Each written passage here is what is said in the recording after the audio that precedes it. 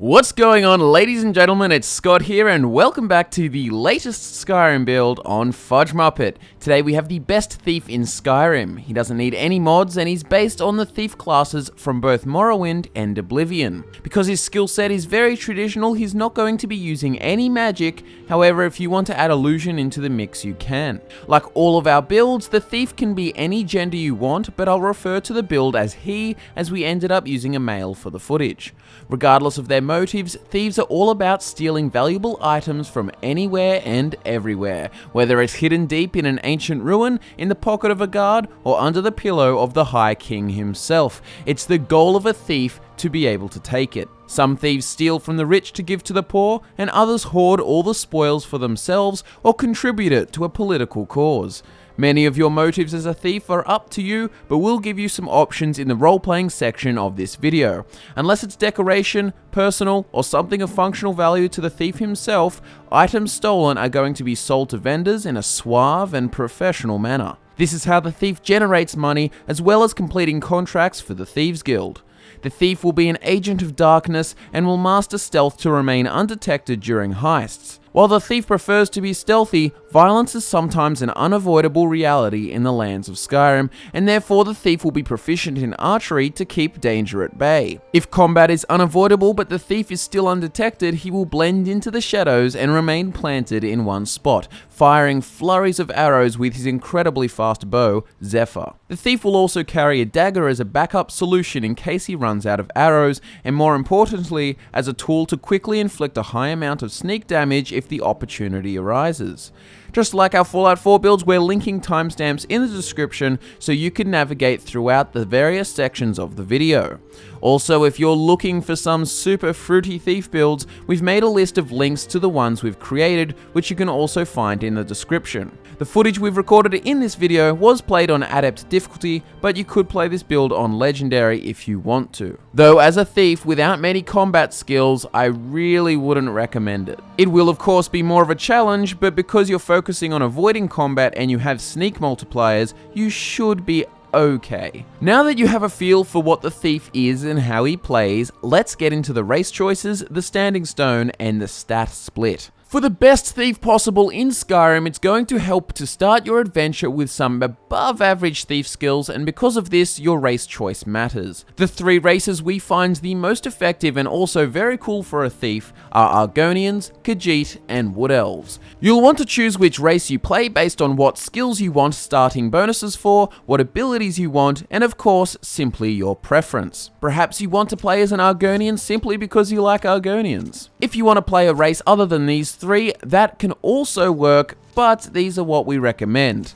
So before I start discussing skill bonuses, I will quickly list the skills this build uses: archery, light armor, speech, pickpocket, sneak, and lockpick. We'll talk about skills in more depth later on. So looking at Argonians, they are going to start with plus 10 to lockpicking and plus 5 to alteration, light armor, pickpocket, restoration, and sneak. This covers a lot more of our passive traditional thief skills. Argonians will also be able to breathe underwater, which is mainly for role-playing, but can also be used to find loot or flee after you're compromised. They'll resist 50% of disease, which makes annoying skeevers and vampires less of an issue. And they also have slightly higher unarmed damage. This, however, is only useful at the very start of the game. My favourite thing about Argonians, however, besides their sensational aesthetic, is their racial ability known as Hist Skin. This power can be used once a day, and it makes you recover health 10 times faster for 60 seconds.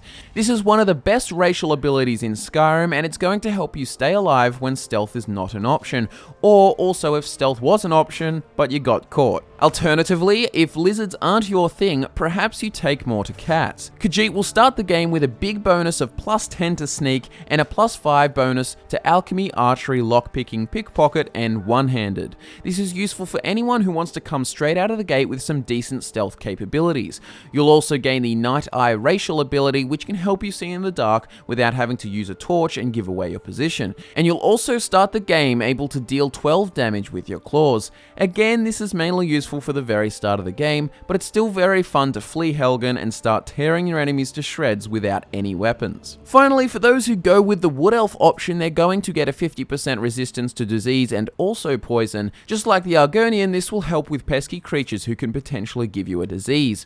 Being the best archers in Tamriel, Bosma will start the game with plus 10 to archery. They'll be getting plus 5 to alchemy, light armor, lockpicking, pickpocket, and sneak, making them a great choice for anyone wanting a good start to the combat side of things. The racial ability of this build allows you to command an animal once a day, however this isn't super useful in the grand scheme of things. When it comes to a standing stone, you'll want to start the game using the Thief Stone. This stone will help us improve all of our skills besides archery a lot faster.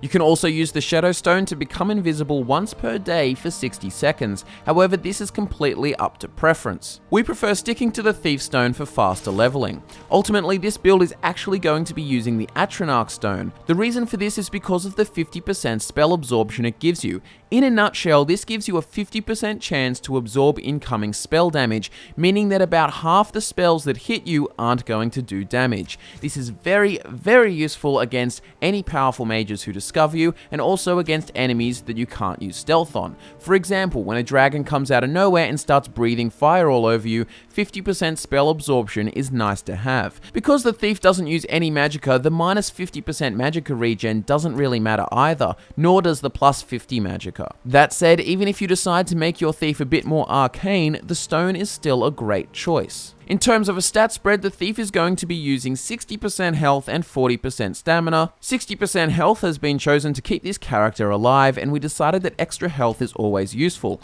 As I've mentioned, sometimes you will find yourself in situations when violence is unavoidable, and therefore you don't want to be able to die in one shot. The other reason we decided to put 60% of our stat allocation into health was simply because putting more than 40% into stamina is kind of unnecessary.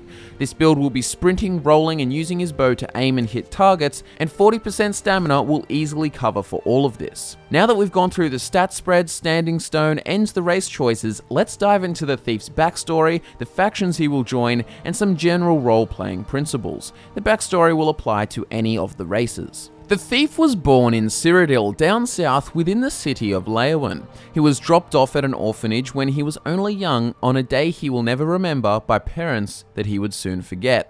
The orphanage was quite run down, and while one would expect them to be able to provide for all the children, sometimes they simply could not. The man who ran the orphanage was a skooma addict, and he would often spend too much money on the substance, leaving very little to buy the orphans food. The thief didn't enjoy his time there, but he had nowhere else to go, so he stayed out of necessity. Because he was so desperate for something to eat, it wasn't long before the young boy started stealing small amounts of food from around the city. He realized the best way for him to get away with theft was to steal very small quantities from a large amount of places. A mere 4 grapes from 5 stores would become 20 grapes. Fruit was one of his favorite foods. Over time, the thief became quite good at stealing. He could walk through a store without making a sound, and he could even take coins from the pockets of citizens in the city. As many youngsters do when faced with success, the thief became overconfident and decided to steal a large amount of food so he could help feed the other children. He was doing this out of the kindness of his heart. If he just wanted to look out for himself, it would have been easily manageable. The thief stole an entire basket of apples and a few loaves of bread, and he almost pulled it off until he tripped over the feet of a passerby who seemed to come out of nowhere. His view spun around as he fell to the floor, and the man he tripped over was nowhere to be seen. An angry shopkeeper came into view, and the thief was slapped across the face and marched back to the orphanage. The guards had no involvement in the situation, however the shopkeeper wanted compensation from the orphanage's owner. The old skooma addict wasn't having any of this, so he simply shut the door and kicked the thief out onto the streets. The shopkeeper seemed okay with the decision, as if justice had been served, and while it seems like the thief's life would now be a great struggle, it was really the start of something new. After only a few minutes walking out from the orphanage, the thief was met by an unfamiliar man who soon became the father figure in the thief's life. The man was a Khajiit, a very tall one in fact, and he sported a fine mustache that dragged down and off his face. He offered the thief food and shelter, and in return he desired the thief's skills. He had been observing the boy for quite some time now, and he knew the young thief could be used to do dirty work and help him with his various schemes. You see, the Khajiit man was a bit of a con artist and made a living by devising plans to take advantage of and misuse others. He would mainly target the rich, and he taught the thief how to act innocent, how to speak in a charming, intelligent manner, and also better tactics on how to steal. The Khajiit was a great climber and definitely knew how to pick pockets well, however the one skill he lacked was acting quiet.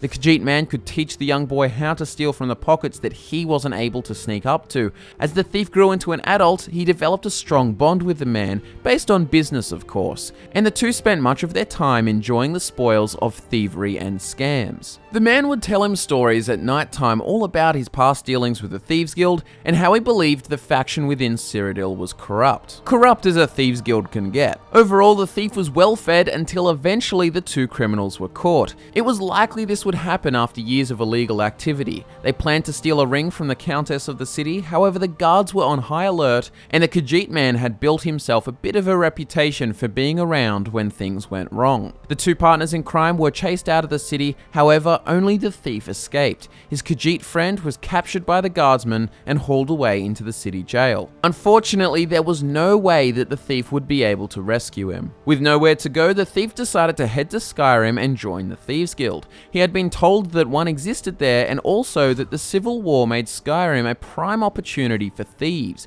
Goods and shipments would be everywhere, ready to be nicked. He didn't want to join the guild in Cyrodiil as he had been told by his friend that it had poor management. After heading to Skyrim, the thief is of course caught on the border and carted to Helgen.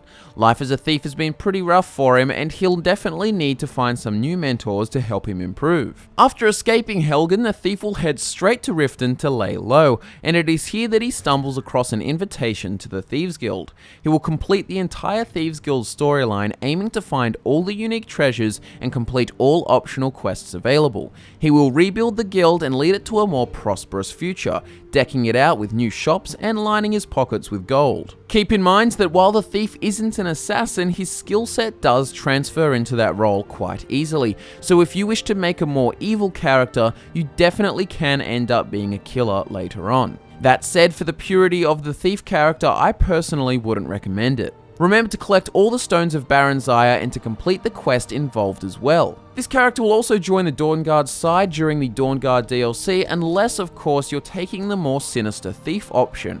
In that case, you'd want to join the Volkihar vampires and use their gift to become more powerful. The thief will also complete the Dragonborn DLC and heads to Solstheim in search of treasure and riches to rob. The Bard's College could also be a cool option for this build to explore. When it comes to Civil War, the thief is going to side with the Imperials. He wants Skyrim to be part of a stabilized empire filled with plenty of valuable goods and resources.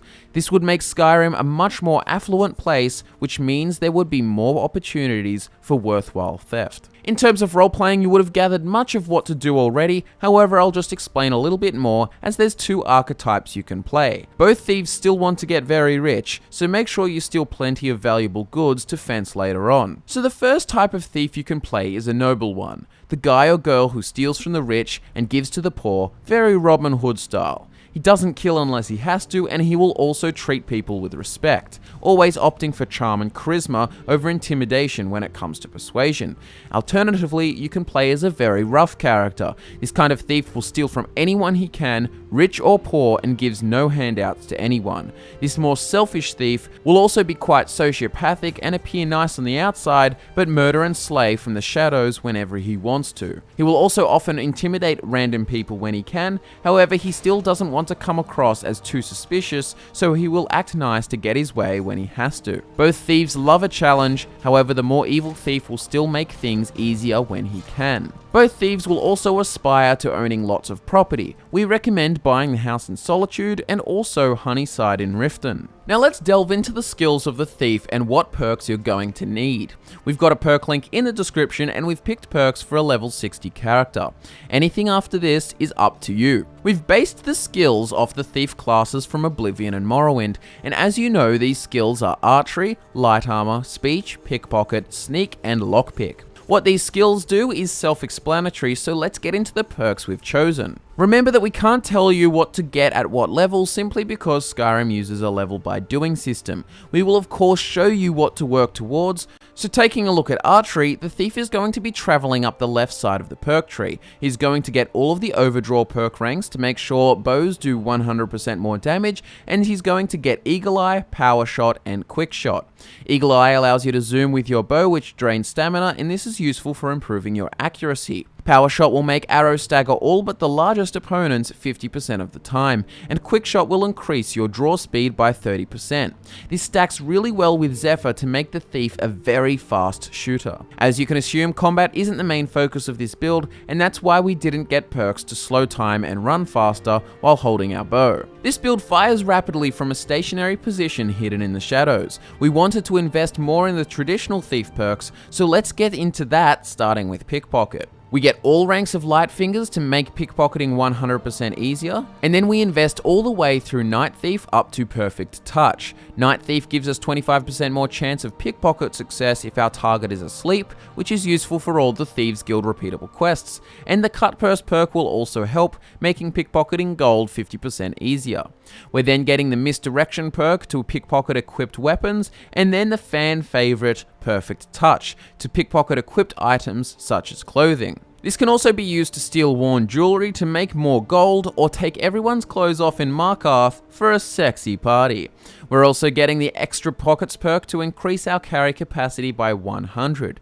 This is helpful if you're on a spree of heists and need plenty of space to carry all your spoils. Looking at lockpicking, we're getting the Novice up to Expert lockpicking to make expert level and below locks much easier to pick, and then we're investing in the perk branches left of Adept and Expert lockpicking. This means we're also getting the Golden Touch perk to find more gold in chests, and the Treasure Hunter perk to have a 50% greater chance of finding special treasure.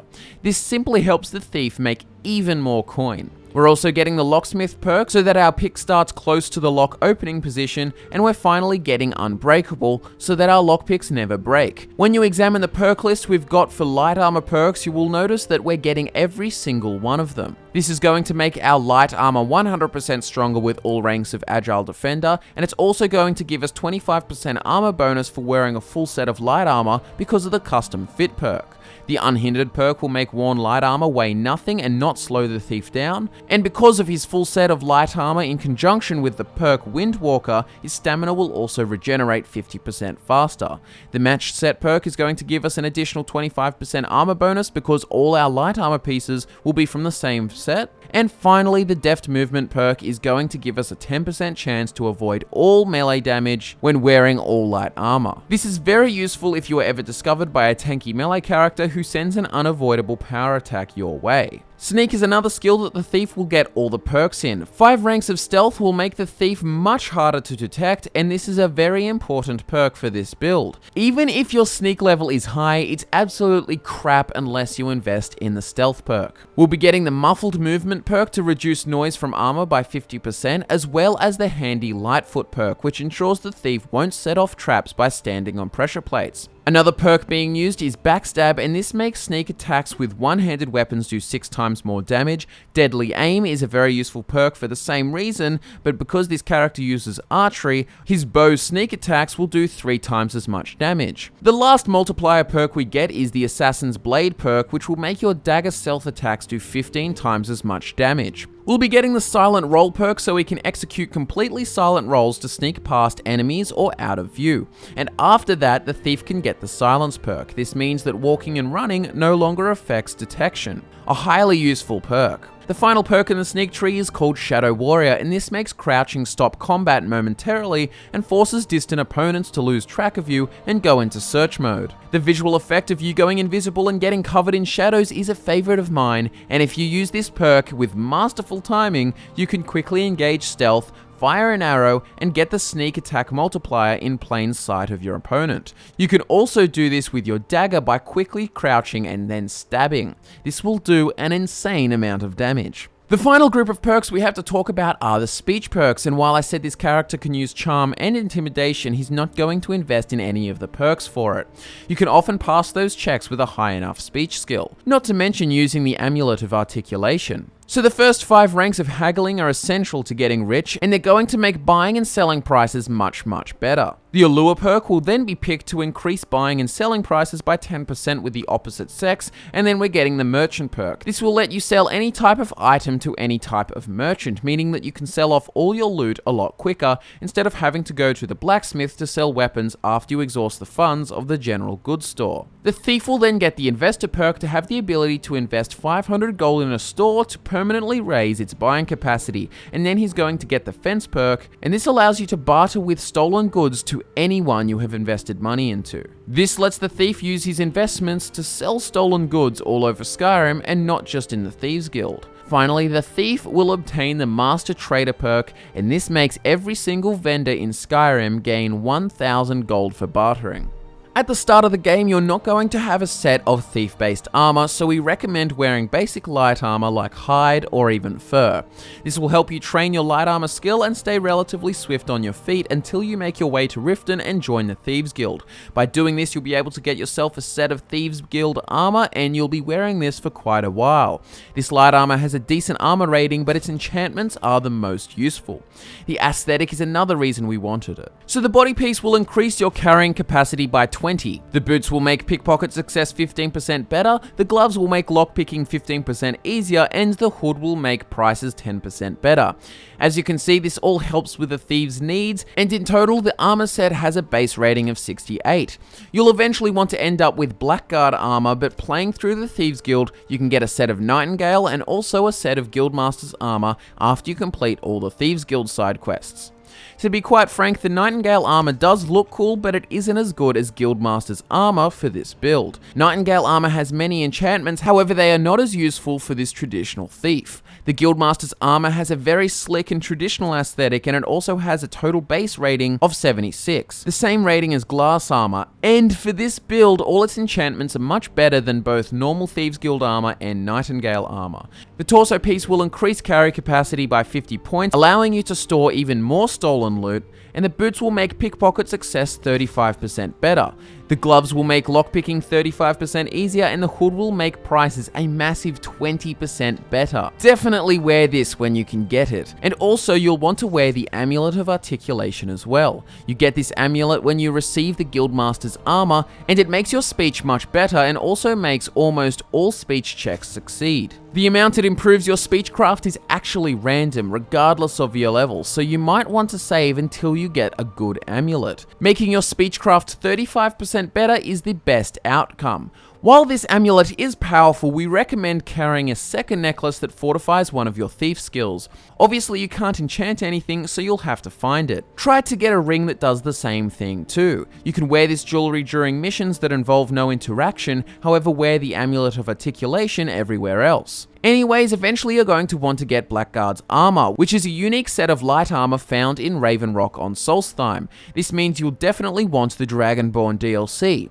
To get this, you will need to do a quest called Paid in Full for Glover Mallory, and the armor rating for this full set is 72, so only just lower than the Guildmaster's armor. However, the enchantments definitely make up for this. The torso piece will still increase carry capacity by 50, but the boots will make pickpocket success 40% better, and the gloves will make lockpicking 40% easier. The hood is also an improvement, making prices 25% lower for the thief. At the end of the day, if you really want to wear one of the other sets of armor for the aesthetic, then you can, but Blackguard's armor is what we recommend for the most optimized thief build. In regards to weaponry, the thief will be using the best bow he can get his hands on. It's pretty straightforward. Use whatever bow you can find until you can replace it with better ones. Same goes for arrows, however you should carry weaker and stronger arrows so you have backups, and also don't waste ammunition on weaker targets. That all said, the endgame bow we have in mind for this build is Zephyr,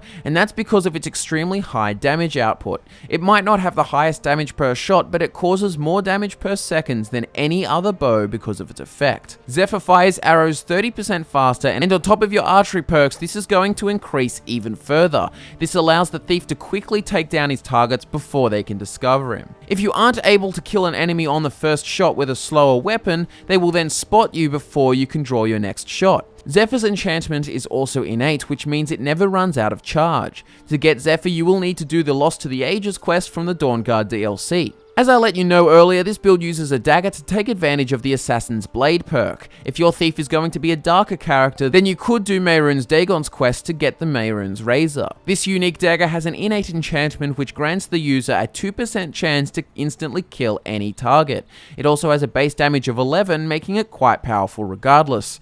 If your thief is going to be a more righteous character, we recommend simply using the best dagger you can find. Keep replacing it until you have a Daedric dagger, and that's basically it for gear. When it comes to choosing companions, the thief prefers to not use any. He considers himself a bit of a lone wolf and doesn't want to place trust in others who might get him detected. Nice and simple. And that finishes off our second big Skyrim build, the Thief. I hope you enjoyed this video, and if you did, be sure to click the subscribe button so you don't miss out on anything from FudgeMuppet.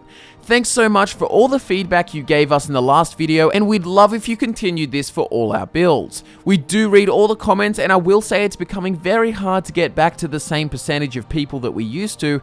That said, we'll do our best, and if you have anything you want to tell us, then be sure to hit us up on social media. Adding us on either Twitter and Snapchat is going to raise the chances that we get back to you dramatically. Like this video and tell your mates about it if you deem it worthy of their attention. My name is Scott, this was The Thief, and I look forward to nerding out with you all once again on FudgeMuppet very soon.